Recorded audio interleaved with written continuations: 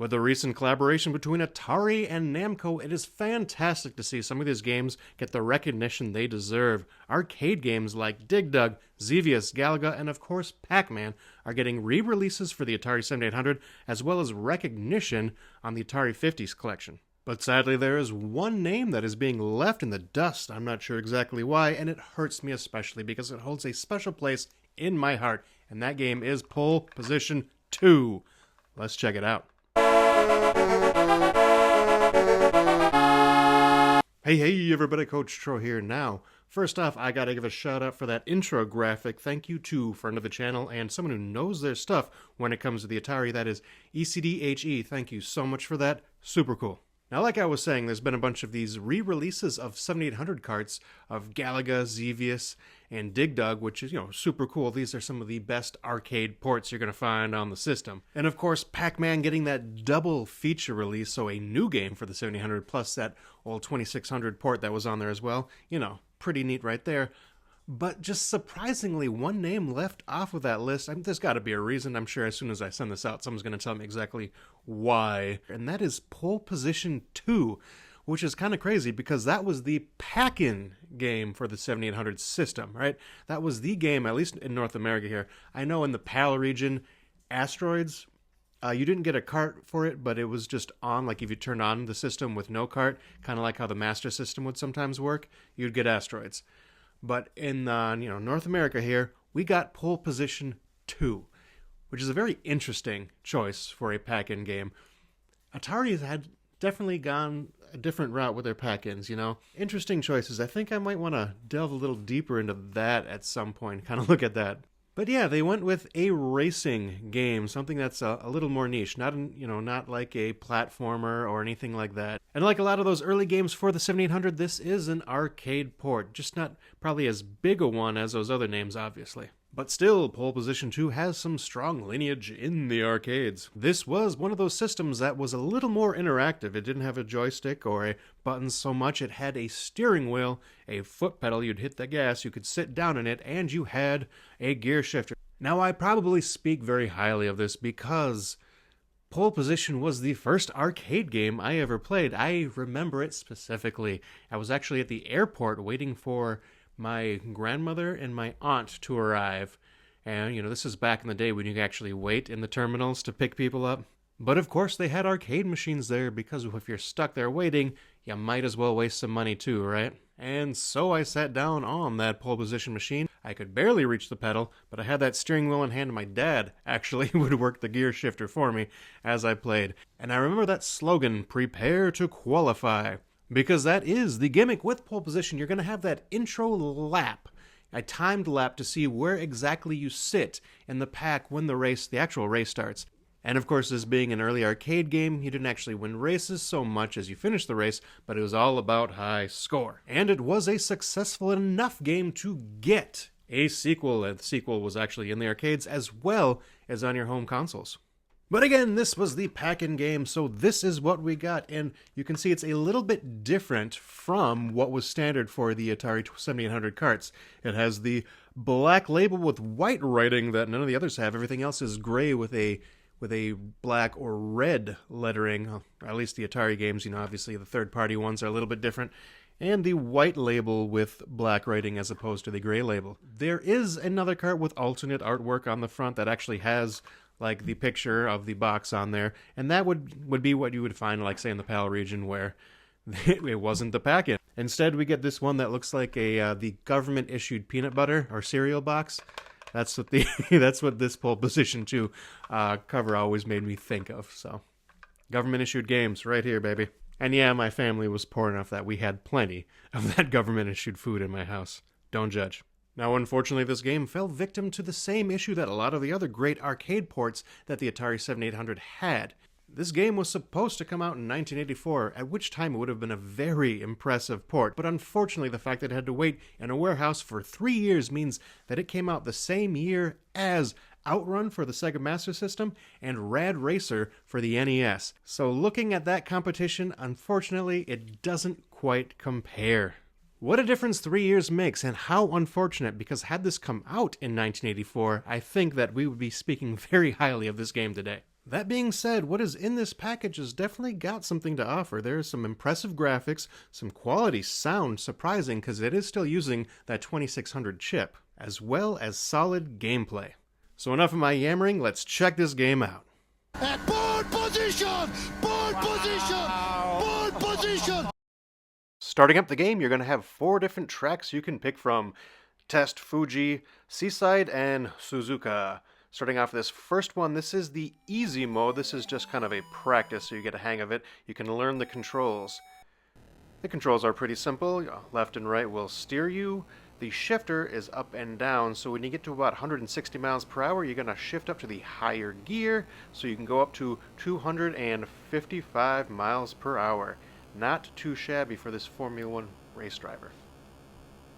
And the 2 buttons, of course, being to accelerate and to brake. Brake, I think you'll use not too frequently. Most of the time when you hit those curves, you're just going to lay off the gas, and that's going to slow you down enough. Every now and again you will tap it though to avoid smashing into another car. The first lap of each race will just be testing your speed. You get 120 seconds to finish, and depending on how fast you go, it will determine where you are in the starting positions. Depending on how you do, it will give you an easier time to start off, so you won't have to swerve and go between the other cars in front of you when you begin. But more importantly, it gets you points. The higher you qualify, the more points you get. If you fail to hit the 8th place starting time of 73 seconds, you will be allowed to finish racing what's left of your 120 seconds, but you will not actually be able to compete in the real race. You then are given 75 seconds to race and get done with that first lap. If you do make it in time, you'll get another 60 seconds added to continue racing. As you race, you have to watch out for hazards on the road, mostly other drivers, but billboards as well, hosting that fabulous Atari logo, and the occasional puddle of water. Very dangerous stuff. Also, as you drive, watch out, because if you make it off the road for some reason, swerving, trying to avoid other drivers mostly, you will slow down in speed. Keep hitting those laps to get extended play to continue playing. Once a race is finished, you'll get 10,000 points for every lap you manage to finish, as well as 50 points for every single other car you passed along the way. And if you manage to finish all 4 laps of the actual race, you will get a bonus time of 200 points for every second you had extra. This may seem a little anticlimactic, as there is no checkered flag, no cheering fans, no giant trophy to hoist in the air. All you get is your score and a giant, well, not so giant, game over sign.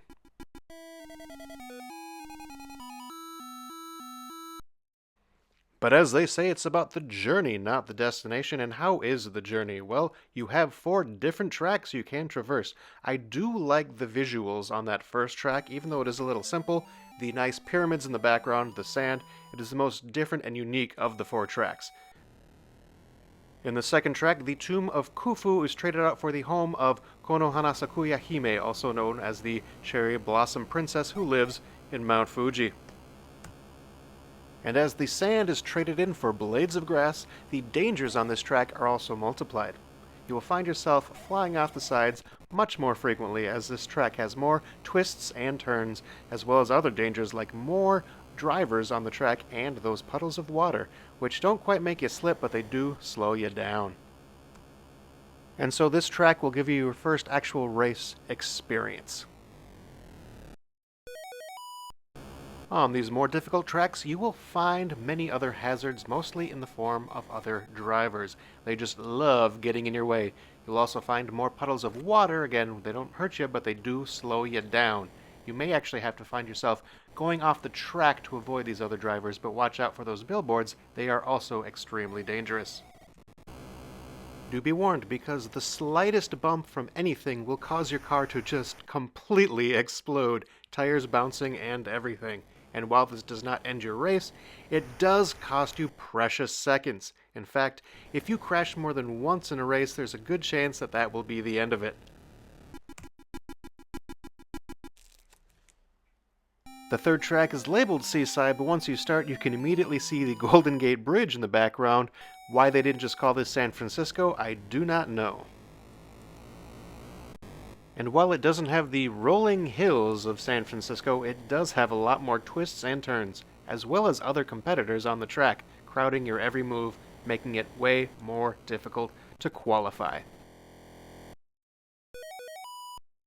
And while not completely geographically accurate, this is one of the best tracks to notice that the background does move very nicely. It glides smoothly as you hit those twists and turns. That is, if you're able to break concentration long enough to raise your eyes and enjoy the lovely seaside scenery.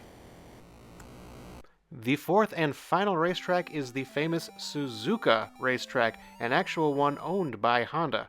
I wonder if it actually cost any licensing fee to get this into the game. And in the background of this one there is a festive carnival, but do not let that fool you, as this is not a fun-loving track. This is extremely difficult with lots of twists and turns. This is also a good track to get used to those sound effects, because you're going to hear those tires squeal a lot. You will also hear the hum of the other drivers' engines as you pass them by. That is, if you're not crashing into them. Sadly, there is no music while you're driving. You just get the basic sound effects, which are not too bad for Atari, but you do get some music when races are over. And the race cars themselves, while slightly monochromatic, are nicely detailed. In fact, overall, I would say that this is a good-looking and fairly decent-sounding port, and it does a very good job of bringing Pole Position 2 to a home console. The 4 different tracks give you a nice selection of difficulty and something to work on and keep you entertained. So while 1987 this is not the greatest sell, had it come out in 1984, this would have been impressive. So that is Pole Position 2 for your Atari 7800. Again, the graphics on this, had they come out in 84, are very, very impressive looking. Unfortunately, the 3-year layaway made them look not as great. The car itself, being that monocolor, it looks good, but it definitely needs a little more color. And the backgrounds are a little bit of a mixed bag. I really do like the way that San Francisco looks in the background, Mount Fuji, even Egypt. I love the pyramid. It might be a little bit bland. I like Egypt a lot. I love the pyramids, so seeing those on a game is always super cool to me. I just wish it was on a track that was a little bit more interesting than the practice track. That last one, though, with the fair in the background, the graphics there look a little choppier, and you can see how they're not quite up to snuff. And again, the sound does a surprisingly good job. It does what it needs to. It's not amazing. There's no background music, sadly. I mean, that's something that the other racing games of the era had, which really was impressive. And I know in Outrun you could actually mess with the radio. That was really cool. This, you just kind of get the roaring of the engine. You can hear the sound of the other cars as you pass them, which is always cool. The squealing of the tires. Basic stuff, but it gets the job done, and it's nothing offensive like some of the games that we get on this system could be. And the gameplay is good. It does what it needs to. This is a racing game, an arcade one where you're going for score. I do obviously wish that you were actually racing against other people and trying to get a place when you finish. I think that would have added a whole lot more to it than just trying to get a high score. The hit detection on the track is a little questionable sometimes. I think I should be getting through, but I explode into a million pieces instead. The explosions are kind of cool, despite how annoying it is to do so, watching the tire bounce. That's pretty neat. But I wish there was a little bit more than just a straight explosion for making any kind of contact with the car. Maybe a few bumps if you're on the side, and an explosion if you were hit from behind or in front. Maybe that would have been a little better. But just something that wasn't just a straight explosion. Because again, in all these races, if you hit something once, then you are not going to finish. You are not going to finish that race. You got to really make up for lost time. And on these later tracks, it's very difficult to. The fact that there are 4 tracks is also very nice. Yes, the first one is just a practice track, just a loop, when the others, but the others have personality and they feel different. Yes, the background is different as well. I love how that scrolls. You can kind of see off in the distance, whatever's back there, it's not just the same thing, the same sunset. That is pretty neat. I really like that. Maybe could have had a little bit more. I know one of them is in the desert, but everything else just has green grass on the outside, so maybe a little more variety on the outside would have added even more personality. But maybe we'll get that when we move on to Pole Position 3. Or maybe not. And that all being said, you say, I do like this game. I have fun with it. And for being a pack-in to not being acknowledged at all is kind of sad, a little bit tragic, but how the mighty have fallen. You're going from being the game that is trusted to sell the system to something that never even gets mentioned. But you guys tell me what you think. Was this the right choice for a pack-in game? Is it a quality game? Are the merits that I'm putting out actually valid? Or does this deserve to be forgotten like it kind of has been? Let me know. This is Coach Troy, and I will see y'all next time. No work? Sorry, guys. It's Fiona's show. You get to look at her back while she stands there. What are you going to do?